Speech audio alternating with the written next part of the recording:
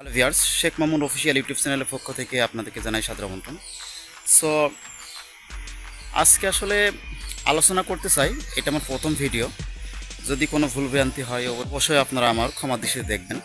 আসলে আজকে আলোচনা করব যে তুফান সিনেমাটা আমরা অলরেডি আমার ফ্রেন্ডদেরকে নিয়ে আমাদের ঝিনাইদহ শহরের স্টেডিয়ামের সাথে একটা সিনেমা হল আছে, আমাদের প্রিয়া সিনেমা হল। এর আগে ছবিঘর, চান্দা, এগুলো আসলে উঠে গেছে, সিনেমা হলগুলো উঠে গেছে। আসলে কালের বিবর্তনে হলগুলো উঠে গেছে, ওখানে মার্কেট হয়ে গেছে। তো দেখা যায় যে আসলে এর আগে যেসব সিনেমাগুলো মাঝখানে হয়েছে, এই সিনেমাগুলো আসলে দেখার মতো ছিল না, একঘেয়েমি সব। যেমন সাকিব খানের কথা যদি উল্লেখ করি, তাহলে উনি আসলে একঘেয়েমি সিনেমায় করতো। যেমন শিকারি, নবাব বা ভাইজান এলোরে বা নাকাব, এইসব সিনেমার পর থেকে উনি আসলে টাইম লাইনে আসছে বা ওনার সিনেমাগুলো দর্শক ভালো পছন্দ করা শুরু করছে। আসলে এখানে বিষয় হচ্ছে যে পরিচালক যদি একজন হিরোকে, প্রতিটা হিরো কিন্তু মোটামুটি ভালো অভিনয় করে, কিন্তু পরিচালক যদি হিরোকে তুলে ধরতে না পারে, হিরো বা হিরোইন বা আদার্স যেসব অ্যাক্টর থাকে তাদেরকে যদি সে ভালোভাবে তুলে ধরতে না পারে, তাহলে তো সেখানে আসলে অ্যাক্টরদের তেমন কিছু করা থাকে না। তারা তো আসলে কাজ করতে চায়, তারা চায় যে বেশি বেশি কাজ করবে, দর্শকদের সামনে নিজেদেরকে ফোকাস করবে, বিষয়টা এরকম থাকে আমার দৃষ্টিতে, যেটা মনে করি আর কি। আর আমাদের বাংলাদেশের চলচ্চিত্রে যেসব পরিচালক আছে, ম্যাক্সিমামই সব দেখা যায় যে আগের কেলে, মানে যেসব সিনেমা, যেমন আমি যদি বলি তাহলে যেমন ঝন্টু স্যারের কথা যদি বলি, উনি একজন বয়স্ক একজন পরিচালক, উনি একজন সিনিয়র একজন পরিচালক। তো উনি যেমন একটা সিনেমা দিঘি কিনে করলো, তারপরে দেখা গেলো একটা সুজন মাঝি এবং নিপুণ আপু ছিল, তো কিনে সুজন মাঝি একটা সিনেমা করলো। সিনেমাতে দেখা গেলো আসলে একদম মানে সেকালের সিনেমা, এগুলো দেখে না কেউ, এখন আসলে এইসব সিনেমা দেখে না। পরিচালকদের বোঝা উচিত যে আসলে এইসব সিনেমা আসলে কেউ দেখে না। তো আজকে মূল যে বিষয়টা, মূল যে টপিকস, সেটা হচ্ছে সিনেমাটা কেমন ছিল, তুফান সিনেমাটা আমরা কেমন দেখলাম। আর তুফান সিনেমায় মিশা সওদাগর, আমাদের সুপারস্টার বললে ভুল হবে, mega star Shakib Khan, Chanchal Chowdhury, Gazi Rakayet sir, সকল অভিনেতা যেমন সালাউদ্দিন লাভলু বলেন, সবার অভিনয় কেমন ছিল। পাশাপাশি আরও একটা কথা বলবো, সেটা হচ্ছে রায়ান রাফিকে নিয়ে কিছু কথা বলবো। প্রথম বিষয় হচ্ছে সাকিব খানের অভিনয় কেমন ছিল। সাকিব খান আসলে বরাবরই অনেক ভালো অভিনেতা। উনি আসলে একজন মেগা স্টার বাংলাদেশের। বিগত 25 বছর যাবত উনি রাজ করছে। আসলে বলতে গেলে 2 যুগের বেশি, কিন্তু 1 যুগের বেশি উনি সুপারস্টার। আসলে এত দীর্ঘ সময় যাবত কেউ সুপারস্টার থাকে নাই। আসলে দেখা যায় যে অনেকে বলে যে ফাঁকা মাঠে গোল দিচ্ছে। আসলে পরিচালকদের একটা কথা বলবো যে আসলে ফাঁকা মাঠে গোল দিচ্ছে, ভাই কেন দিচ্ছে, আপনার কেন তৈরি করতে পারছেন না? কেন তৈরি করতে পারছেন না, এর মূল কারণ হচ্ছে যে আসলে আপনাদের গল্প ভালো না। আসলে একজন অভিনেতা, যেমন আমি যদি বলি সাইমন সাদিক বা ইমন, অথবা আপনার যদি আমাদের আরফিন শুভ, সিয়াম, এরা তো আসলে ভালো অভিনয় করে। তো এদের যাদের নাম বললাম, এরা আসলে ভালো অভিনয় করে। তো এই অভিনয়গুলো করে এরা, কিন্তু এদেরকে আসলে ভালো গল্প এদের দেওয়া হচ্ছে না। ভালো গল্প না পাওয়ার কারণে এনাদের তো আসলে কাজ করা দরকার। এই কাজের ক্ষেত্রে দেখা যায় যে ওনারা এই বস্তা পচা সিনেমাতে ওনাদেরকে কাজ করতে হয়, ওনাদেরকে ইনকাম করতে হবে, কাজ করতে হবে, একটা বিষয় মানুষের সামনে বেশি বেশি সিনেমা আনতে হবে, একটা বিষয়।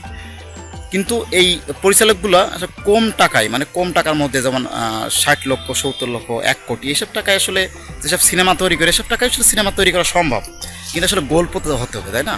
যেমন হাওয়া সিনেমা, আপনি হাওয়া সিনেমা দেখেন বা পরাণ সিনেমা দেখেন, আসলে গল্পগুলো তো ভালো, ওনারা তো ভালো ভালো হিট করছে, কিন্তু আপনারা কেন পারছেন না? কারণ আপনাদের সিনেমা আসলে ওই সে আগের কেলে সে ঢিসুম ঢাসুম এসব আছে। আর সাকিব খান সেই দিক থেকে কিন্তু মুখ ফিরে নিয়ে সাকিব খান ভালো ভালো গল্পে কিন্তু কাজ করছে। এখন যেসব নর্মাল গল্পগুলো আছে, উনি কিন্তু সেগুলোতে কাস্ট হচ্ছে না, মানে উনি নিজেই হচ্ছে না, ওগুলো কিন্তু ক্যান্সেল করে দিচ্ছে। তো এত আসলে কথা বাড়িতে লাভ নাই। এখানে সাকিব খানের বিষয়টা হচ্ছে, সাকিব খান আসলে বরাবরই ভালো অভিনেতা। তুফান সিনেমায় আসলে উনি 2 চরিত্র অভিনয় করেছে, একটা শান্ত চরিত্র এবং একটা তুফান চরিত্র। যারা সিনেমা দেখেছেন তারা জানে, আর যারা সিনেমা এখনও দেখে নাই তারা অবশ্যই দেখবেন। তো উনি আসলে অনেক ভালো, অসম্ভব ভালো অভিনয় করেছে। তো আমরা যখন সিনেমা দেখতে গেলাম এটা সিনেমা হলে, আমরা ফার্স্ট টাইম ভাবছিলাম হয়তো বেশি একটা দর্শক হবে না, যেহেতু ঈদের 5-6 দিন পার হয়ে গেছে, তো সেহেতু মানে ভালো দর্শক এটা আসবে না। কিন্তু পরবর্তীতে দেখলাম যে যখন সিনেমা হলে আমরা ঢুকলাম তার 10 থেকে 15 মিনিট পর আসলে দর্শক এত পরিমাণ আসছে এবং হাউসফুল, মানে ফুল সিনেমা হল। সিঙ্গেল স্ক্রিনে দেখা যায় যে ঈদের 5-6 দিন পরে সিঙ্গেল স্ক্রিনে কিন্তু এরকম দর্শক হয় না, কিন্তু আসলে এতটা দর্শক হয়েছে যে আসলে বলার বাইরে। লাস্ট টাইম দেখা যায় যে আমরা যে কাঠের বেঞ্চগুলো আছে, আমরা প্রাইভেট সেন্টার বা স্কুলে যেসব কাঠের বেঞ্চগুলো আমরা বসতাম, এই কাঠের বেঞ্চগুলো ব্যবহার করা লাগছে, মানে ফুল হাউসফুল। আমরা আসলে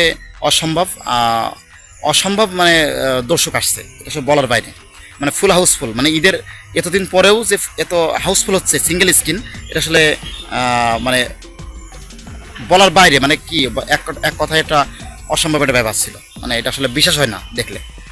কোনো সিনেমা আছে আসলে এত হাউসফুল হয় সিঙ্গেল স্ক্রিনে ঈদের এতদিন পরে, আসলে আমার এতটা অ্যাভেলেবেল এত দেখি নাই, মানে অ্যাভেলেবেল দেখি নাই।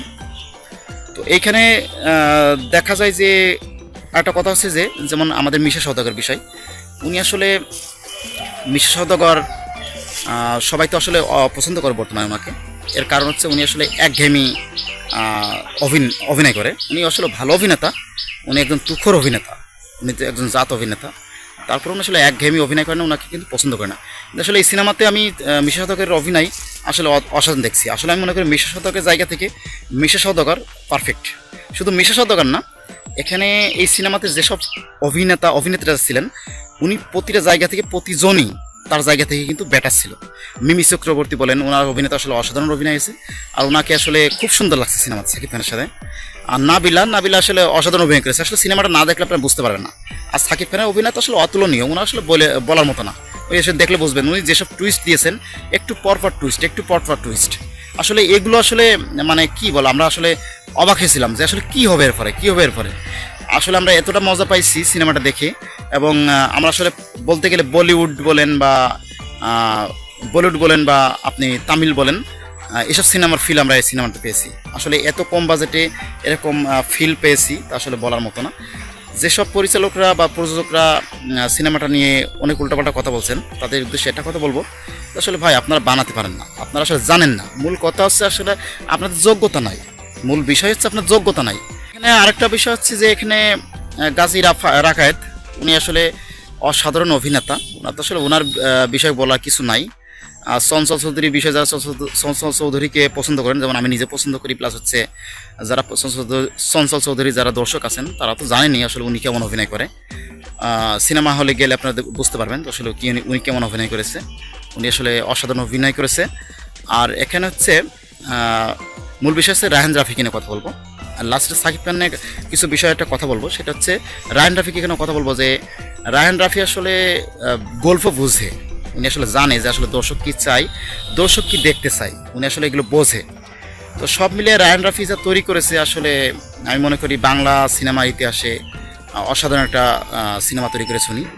আর আমরা অবশ্যই তুফান 2 চাই, তুফান 2 আসবে, এবং সিনেমার লাস্ট 20 মিনিট যে ফিনিশিং এসেছে, লাস্ট টাইম যখন সাকিব খানের যে ফিনিশিংটা, এবং তুফান 2 একটা অ্যাড দেয়, তুফান 2 লোডিং, আসলে অসাধারণ ছিল, মানে বলার বাইরে। তো আমাদের আশেপাশে যারা আছেন, ঝিনাইদহ শহরের আশেপাশে যারা আছেন, তারা সিনেমাটা দেখার চেষ্টা করবেন। সিনেমাটা ভালো হয়েছে, পরিবারে দেখার মতো, এগুলো আসলে দেখবেন।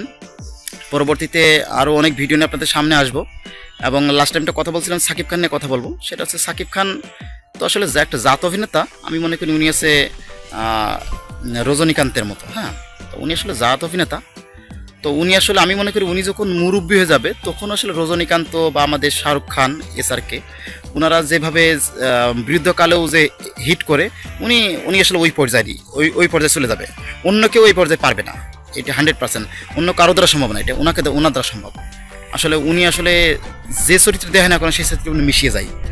তো ওনার 2 চরিত্রে ছিলেন, শান্ত এবং তুফান বলছিলাম।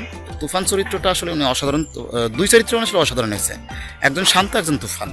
এটা ওনার নামেই বোঝা যাচ্ছে যে উনি আসলে কেমন ছিল। তো তুফান চরিত্র ওনাকে আসলে এত সুন্দর মানিয়েছে, আমি মনে করি আসলে রণবীর কাপুর বলেন বা কেজিএফের যে হিরো ছিল, ওনার কথা বলেন, ইয়াশ, আমি আসলে মনে করি ওনাদের থেকে সাকিব খান বেটার আমার দৃষ্টিতে। সাকিব খানের লুকিং, সাকিব খানের দেখতে যে সুন্দর, আসলে সব দিক থেকে সাকিব খান আমার কাছে বেটার মনে হয়, মানে বাংলাদেশের প্রেক্ষাপটে। আসলে উনি আসলে বেটার। আমি মনে করি যে আসলে এই ধরনের সিনেমা যদি আসে, আসলে আমরা যারা যে তামিল সিনেমা দেখি বা আমরা হিন্দি সিনেমাগুলো দেখার জন্য হুমড়িকে পড়ি, আসলে এগুলো আর করা লাগবে না। তো রায়ান রাফিকে একটা মেসেজ দিব, ভাই আপনি আসলে এইসব সিনেমাগুলো তৈরি করেন, ভালো ভালো সিনেমা তৈরি করেন, দর্শক আসবে এবং দর্শক এই ভালো ভালো সিনেমা দেখতে চাই। তো সবাইকে ধন্যবাদ। যদি ভিডিওটি ভালো লাগে তাহলে লাইক দিবেন, কমেন্ট করবেন, আর চাইলে সাবস্ক্রাইব করতে পারেন, আর যদি ইচ্ছা না হয় করেন না। আর সবাই ভালো থাকবেন, আল্লাহ হাফেজ, সবাই সুস্থ থাকবেন, আল্লাহ হাফেজ।